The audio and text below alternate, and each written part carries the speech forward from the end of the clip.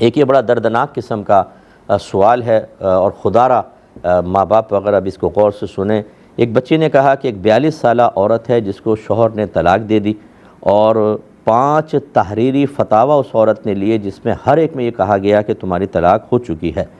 اب اس کے ماں باپ بہن بھائیوں سے جب اس نے عرض کیا کہ مجھے یہاں سے نکالو کیونکہ یہ حرام زندگی ہے، اب میری تو طلاق ہو چکی ہے، تو وہ یہ کہتے ہیں کہ تم بالکل چپ چاپ رہو، اسی شخص کے ساتھ رہو، اپنے بچے پالو، اور ہم تمہارا بوجھ نہیں اٹھا سکتے، اور یہ مفتیوں اور فتووں کے چکر میں نہ پڑو، حرام حلال کے چکر میں نہ پڑو، تم ویسے 23 سال تمہاری زندگی شادی کی ہو چکی ہے، اگر تم ایسے نکلو گی تو تمہاری بیٹیوں کی بھی شادی نہیں ہوگی، لہٰذا تم اسی کے ساتھ رہتی رہو۔ کیا حکم شرع ہوگا؟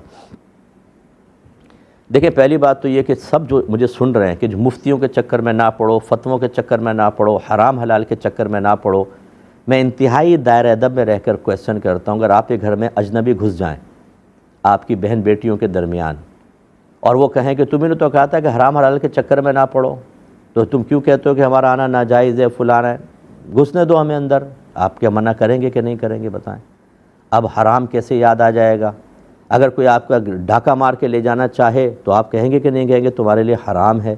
اگر کوئی آپ سے رشوت مانگے، آپ کا جائز کام نہیں کر رہا ہو، تو آپ ضرور اس کو کہیں گے کہ تم حرام کھا رہے ہو نا، آخرت میں پھنسو گے۔ اب آپ کو حرام حلال کی تمیز کیسے حاصل ہو گئی؟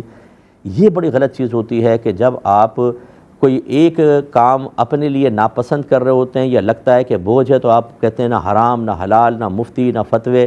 یاد رکھیں، جو ایسا کہے گا وہ دائرہ اسلام سے خارج ہے، کیونکہ حرام حلال کے چکر میں نہ پڑو کا مطلب کیا ہے؟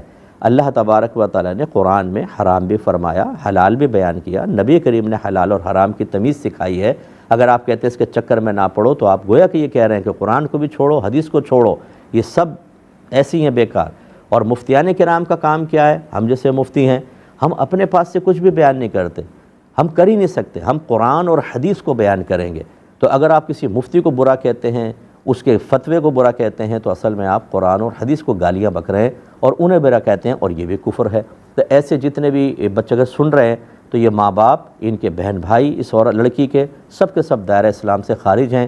اللہ کی بارگاہ میں توبہ کریں، تجدید ایمان کریں، تجدید نکاح کریں۔